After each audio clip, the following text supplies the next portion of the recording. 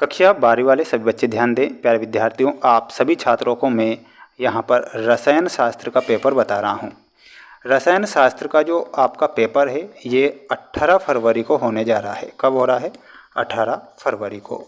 अगर आप प्रश्नों को देखते हैं और अच्छे से अगर आप पढ़कर जाते हैं तो मैं आपसे वादा करता हूँ कि प्यारे बच्चों, पेपर बाहर नहीं जाएगा। जिस प्रकार अर्धवार्षिक परीक्षा में पेपर छपे हैं उसी प्रकार अब वार्षिक परीक्षा में भी प्रश्न छपेंगे। इसलिए आप बिल्कुल भी प्रश्नों को मिस ना करें, पूरा पेपर ध्यान से आप देखेंगे और अपनी वार्षिक परीक्षा में 4 चांद लगाएंगे।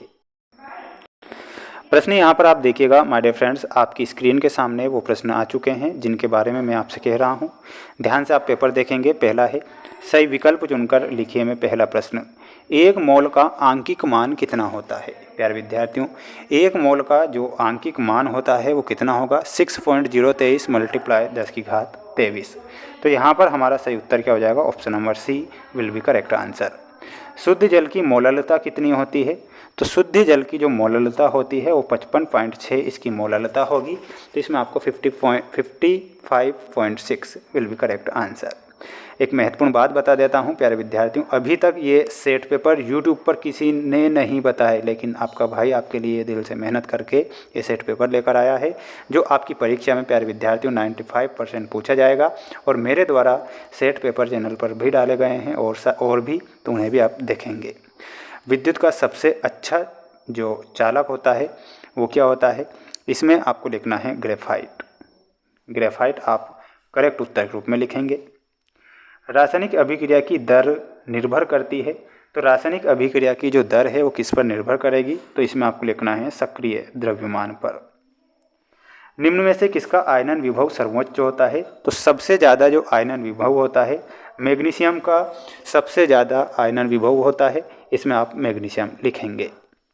अंग्रेजी मीडियम वाले बच्चों का जो पेपर है वो हमारे ऐप पर उपलब्ध है। ऐप की लिंक डिस्क्रिप्शन में दे रखी है। हिंदी मीडियम वाले बच्चों का भी जो पेपर है ऐप पर डाल रखा है। ऐप का नाम है मेंस एजुकेशन ऐप। अगला है, 16 ग्राम मीथेन में अणुओं की संख्या कितनी होती है? तो इसमें अणुओं की जो संख्या है वो कितनी हो जाएगी, मैं आपको बता देता हूँ। 6.023 × 10⁻23। घनत्व की एसआई इकाई क्या होती है? तो इसकी जो एसआई इकाई होती है इसमें आपको लिखना है प्यारे विद्यार्थियों किलोग्राम प्रति मीटर क्यूब। स्थिर ऊष्मा का संकलन का नियम ने दिया था, तो ये दिया था हेनरी हेस ने। तो यहाँ पर लिखना है हेनरी हेस।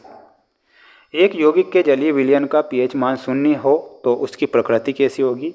तो उसकी प्रकृति हो जाएगी प्रबल अम्लीय। तो यहाँ आप लिखेंगे प्रबल अम्लीय।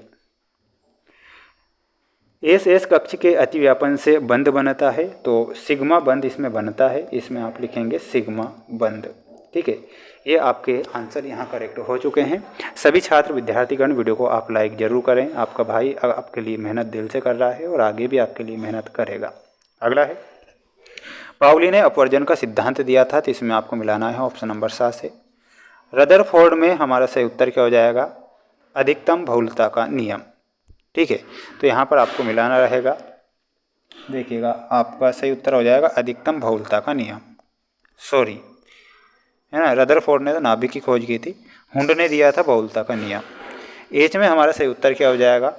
और वो हो जाएगा ऑप्शन नंबर आ। और 5th में ऑप्शन नंबर बी से आपको मिलाना है ऑप्शन नंबर बा से। ये आपकी जोड़ी यहाँ करेक्ट हो चुकी है। सभी छात्र अच्छे से देखेंगे, अच्छे से पढ़ेंगे तो ही आप आगे बढ़ेंगे माय डियर फ्रेंड्स। क्यों आप रियल या वायरल के चक्कर में मत पढ़ना। अगर रियल या वायरल के चक्कर में पढ़ेंगे तो आपका नुकसान होगा। यूट्यूब पर रियल या वायरल पेपर नहीं आते हैं। अब आपका ये अंतिम समय है स्कूल का, इसके बाद स्कूल के ना दर्शन होंगे, बहुत ज़्यादा आप स्कूल को मिस करोगे, इतना मैं जरूर कहूँगा। विद्युत प्रतिरोध का एसआई मात्रक क्या होता है? तो इसका एसआई मात्रक होता है ओम नमः शिवाय, ओम। ऊष्मा गतिकी का प्रथम नियम लिखिए। तो इसमें आपको लिखना है ऊष्मा ऊर्जा को ना तो उत्पन्न किया जा सकता है और ना ही इसे नष्ट किया जा सकता है, इसे सिर्फ संरक्षित किया जा सकता है। मानक इलेक्ट्रोड विभव का मापन किससे किया जाता है? तो इसमें आपको लिखना है हाइड्रोजन, मानक हाइड्रोजन इलेक्ट्रोड से। क्या लिखना है? मानक हाइड्रोजन इलेक्ट्रोड से। मानक हाइड्रोजन इलेक्ट्रोड से इसका मापन किया जाता है। वर्ग 18 के तत्वों को क्या कहते हैं? तो उन्हें उत्कृष्ट गैसें कहते हैं। क्या कहते हैं? उत्कृष्ट गैसें। किसी तंत्र की अनियमितता का मापक क्या होता है? तो इसमें आप लिखेंगे एंट्रोपी। यहाँ पर एंट्रोपी सही होगा। प्यारे विद्यार्थियों, प्यारे साथियों, ये जो सेट पेपर है ये अंतिम सेट पेपर था जो कि मैं यहाँ पर आज आपको बता चुका हूँ। मेरी ये मेहनत आप सभी बच्चों के लिए ज़रूर रंग लाएगी और आपके लिए मैं मेहनत ज़रूर करूँगा। आगे भी अगर किसी सेट पेपर की ज़रूरत पड़ेगी तो वो सेट पेपर बनाकर मैं ज़रूर चैनल पर डालूँगा और आपकी हेल्प करूँगा। इतना वादा मैं आपसे करता हूँ। अब यहाँ पर मैं अपनी वाणी को विराम देता हूँ। सभी बच्चे अच्छे से पढ़ें, अच्छे से पढ़कर अपने माता पिता का नाम रोशन करें, यही ईश्वर से मैं प्रार्थना करता हूँ।